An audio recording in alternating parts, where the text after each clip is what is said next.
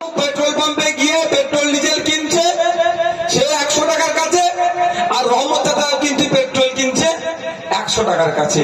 তাহলে হিন্দুকে উদ্ধার কি হলো ভাই? অমৃতা রায় মহাশয় আজকে ভোটে দাঁড়িয়ে অনেক কথা বলছেন, আমি তার উদ্দেশ্যে একটু জানতে চাই 10 বছরে কটা হিন্দুকে উদ্ধার করেছেন আর কি করেছেন? শক্তিশালী ভারত কিভাবে করেছেন? প্রতিনিয়ত চাইনা আমাদের বর্ডারে ঢুকে যাচ্ছে, আমাদের দেশে ঢুকে যাচ্ছে, তাকে আটকাতে পারছেন না। এখন শক্তিশালী ভারতের আপনি বলছেন এরা বকলমে দেশটাকে কর্পোরেটদের হাতে তুলে দিতে চাইছে। এখানে যারা উপস্থিত আছেন এলআইসি অনেকে করে অনেকে করে না, কিন্তু এলআইসি যারা হোল্ডার তাদের মধ্যে 98% আমার হিন্দু সমাজের মানুষজন, 2% খুব বেশি হলে মুসলিম সমাজ। তো এলআইসি 1956 সালে 5 কোটি টাকা ইনভেস্ট করে তৈরি হয়েছিল, আজকে প্রায় 30,000 কোটি টাকার প্রপার্টি এলআইসি। আপনারা বলুন এই 30,000 কোটি টাকার মধ্যে 2% বাদ দিলে ম্যাক্সিমামটা কোন সমাজের মানুষের? আমার হিন্দু সমাজের মানুষের। সেই এলআইসি শেয়ার এখন বিক্রি হতে চলেছে। ক্ষতি কাদের হবে?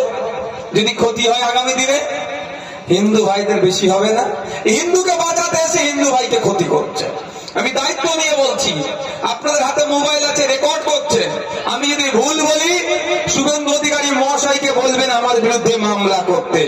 আমি যদি ভুল বলি দিলীপ ঘোষ মহাশয়কে বলবেন আমার বিরুদ্ধে মামলা করতে।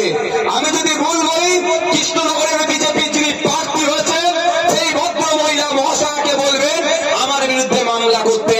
হিন্দুকে বাঁচাবার নাম করে এসে অমিত শাহজির ছেলের ব্যবসায় 15,000 গুণ বৃদ্ধি পেল, আর আমার পাড়ার হিন্দু মায়ের, হিন্দু বোনের, হিন্দু বাপের ব্যবসাতে তল নিতে চলে যাচ্ছে। আমার পাড়ার আমার হিন্দু বাপ মা উপকৃত হলো না। আর একটা দায়িত্ব নিয়ে বলছি, দেশ স্বাধীনের পর থেকে যতটা না ক্ষতিগ্রস্ত হয়েছিল হিন্দু বাপ মায়েরা, পরিবারের লোকজন, এই 2014 থেকে এই 2024 এই 10 বছর তার থেকে বেশি ক্ষতি হয়েছে এই বিজেপি সরকারের আমলে। ঠিক একটু এগিয়ে চলে আসুন আমাদের রাজ্যে। 2011 সালের আগে এই কল্লোল বাবুদের সরকার, এই মহামিত্র মহাশয়দের সরকার রাস্তাঘাটে দাঁড়িয়ে সাচার কমিটির সুপারিশ গুলো দেখিয়ে, সাচার কমিটির রিপোর্ট গুলো দেখিয়ে এই মুসলমানদের চাকরি নয়, মুসলমানদের শিক্ষা নয়, ওয়াকফ প্রপার্টি বেহাত হয়ে যাচ্ছে, এই করে দেবো সেই করে দেবো, ও সাচার কমিটি যে সুপারিশ গুলো আছে সব বাস্তবায়ন করে দেবো, মুসলমানরা বিপদে আছে, আমাকে ভোট দাও, আমি মুসলমানদেরকে বিপদ থেকে উদ্ধার করবো বলে চারিদিকে বলেনি। 2011 সালের আগে মুসলিম সমাজের মানুষরা ভাবলেন এবার হয়তো কেউ রক্ষাকর্তা এসেছে, হয়তো এবার মুসলমানরা বাঁচবে, চাকরিতে বেড়ে যাবে, শিক্ষাতে মুসলমানদের লাভ হয়ে যাবে।